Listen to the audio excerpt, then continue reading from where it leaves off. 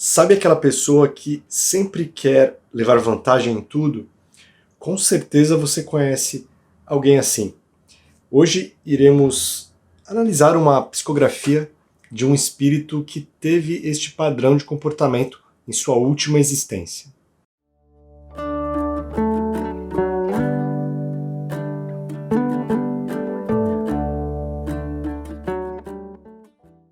Que bom que você está aqui no canal Estrada Sem Fim.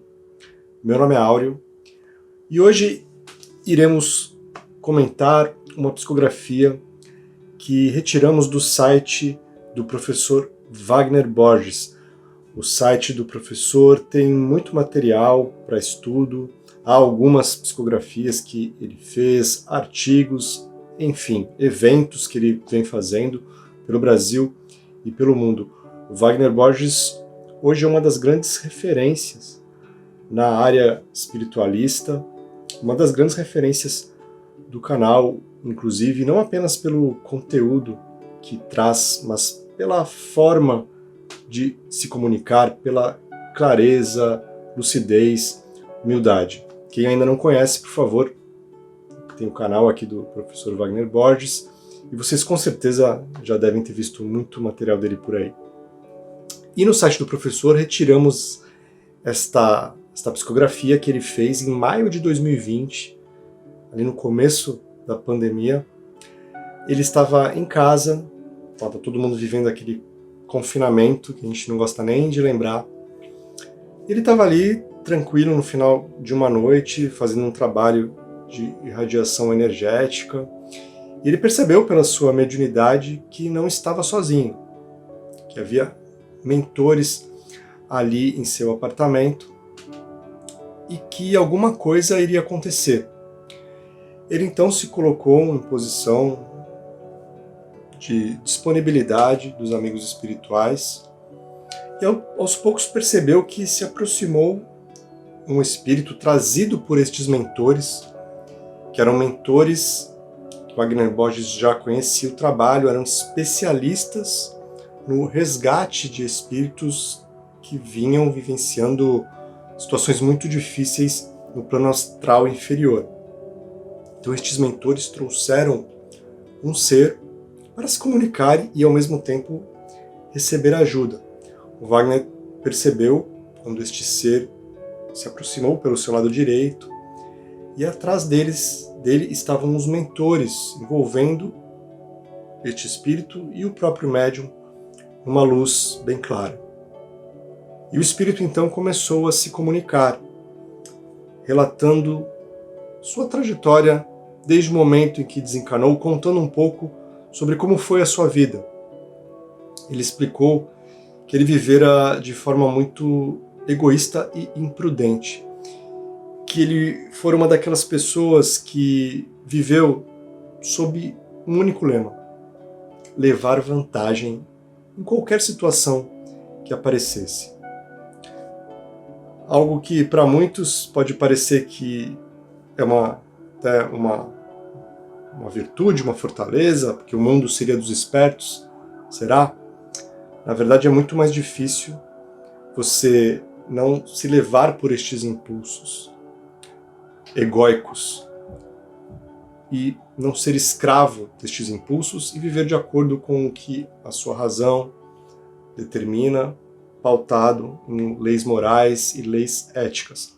Então este ser, até por uma concepção materialista da realidade, porque ter uma concepção de que algo mais nos aguarda, de que existe um sentido maior para a vida, de que existe um poder superior, ter uma inteligência mínima espiritual, também tem implicações nos nossos freios morais, na forma como nos conduzimos aqui. Embora, com certeza, existam pessoas que não acreditam em nada que também cultivam estes valores.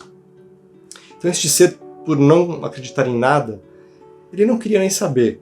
Ele se envolvia em qualquer tipo de falcatrua, negociata, oportunidade de golpe, enfim, prejudicou muitas pessoas e achava que estava abalando, realmente conseguia angariar altas somas de dinheiro e vivenciar luxos que a vida material permitia. Viveu a vida assim, achando que estava sozinho, quando na verdade estava rodeado de espíritos obsessores que o parasitavam e o teleguiavam em muitas situações. Era mais um escravo de seus impulsos e destes seres que o obsediavam.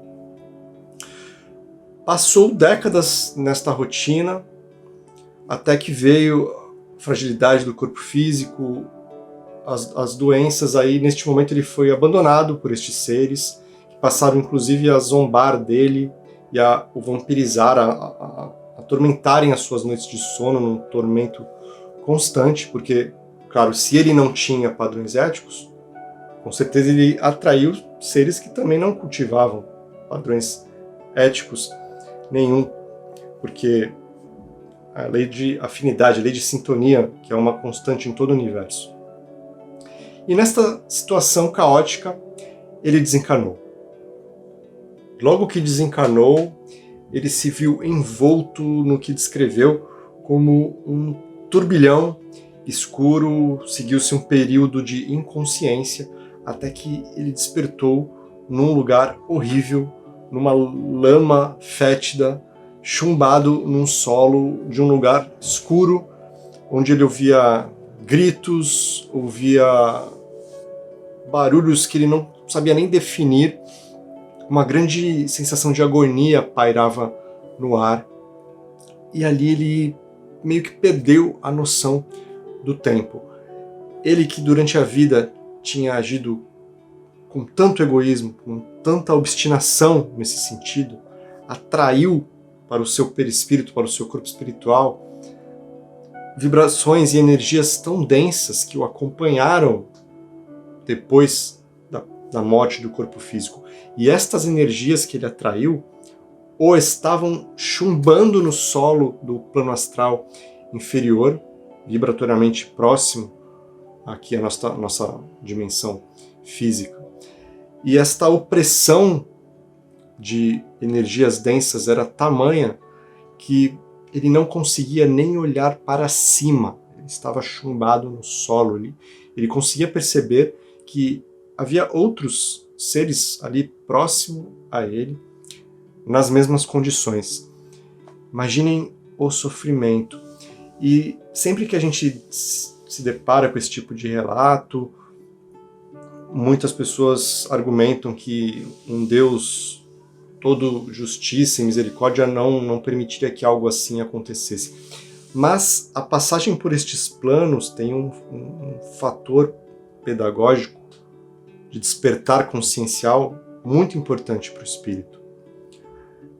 E proporcionalmente à aventura que a todos aguarda, este período é muito rápido, muito curto, mas ele tem sim uma importância. Até porque nestas regiões ditas umbralinas, tem tantos nomes, né? Esta região do mundo espiritual,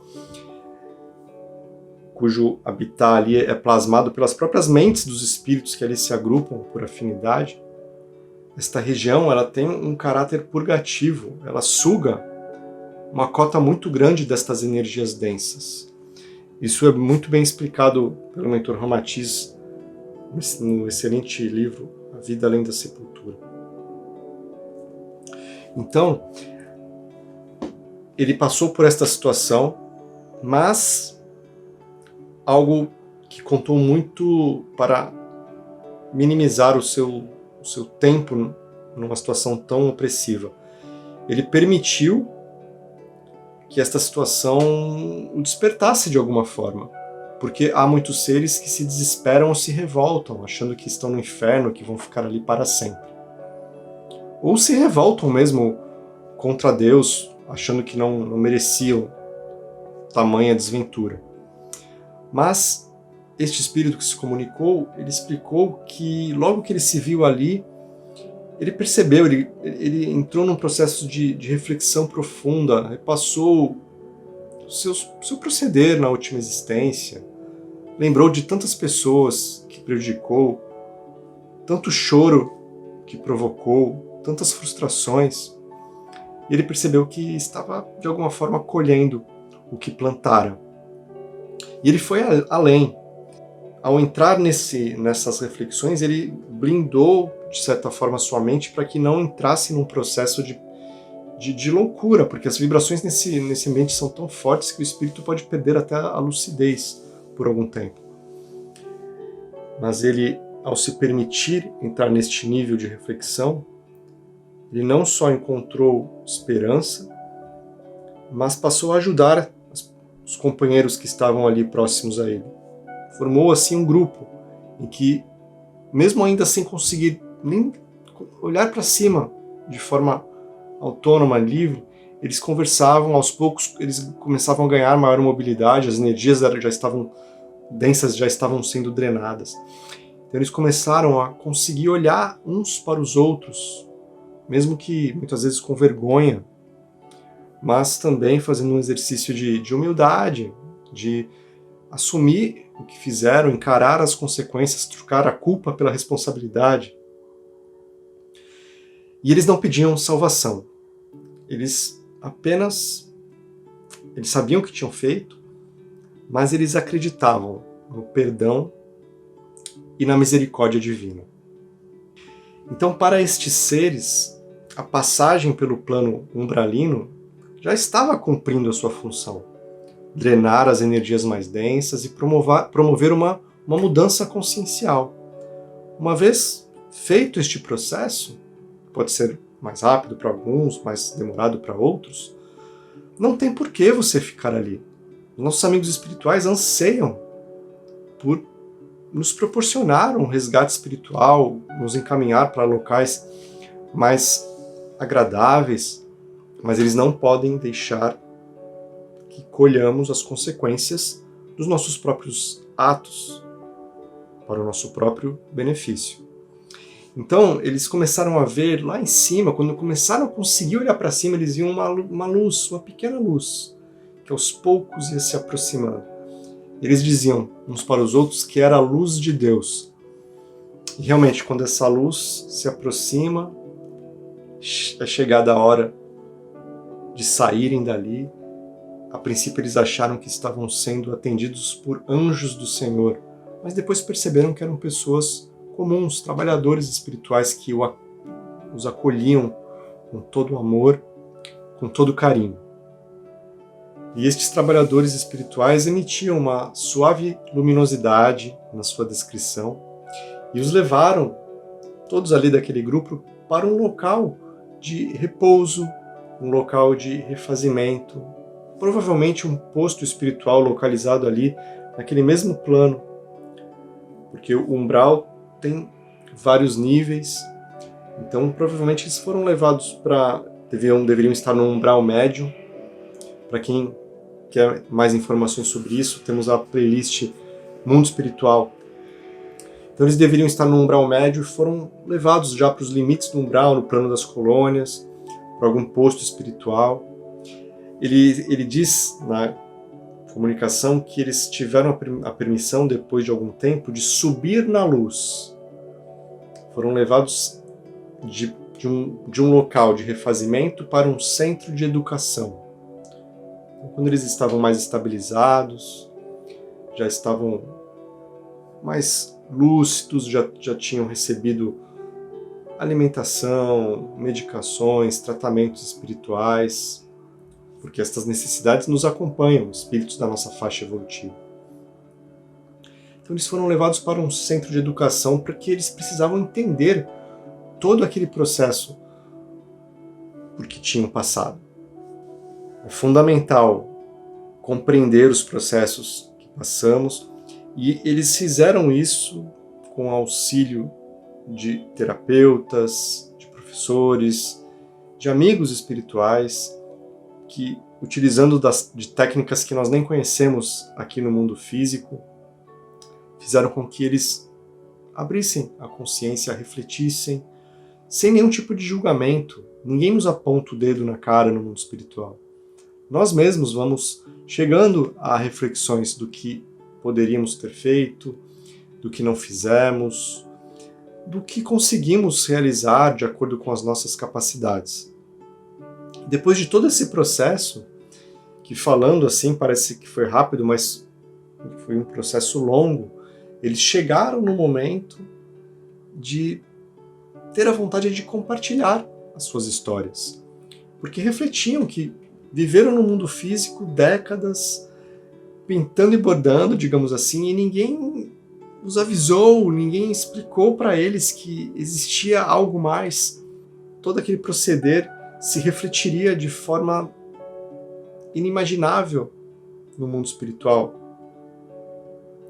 Então eles quiseram de alguma forma compartilhar, alertar, avisar os que ainda estavam ocupando corpos físicos de que realmente precisamos ter cuidado com o nosso proceder, com o nosso comportamento.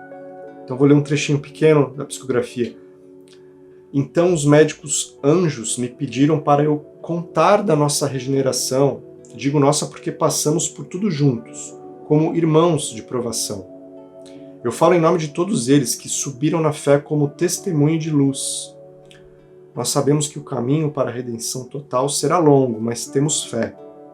E também sabemos de retificações futuras, para ressarcimentos devidos. Por isso, nesta noite eu fui trazido até você para registrar tudo isso. Nesse momento ele se dirigia ao médium, ao Wagner Borges.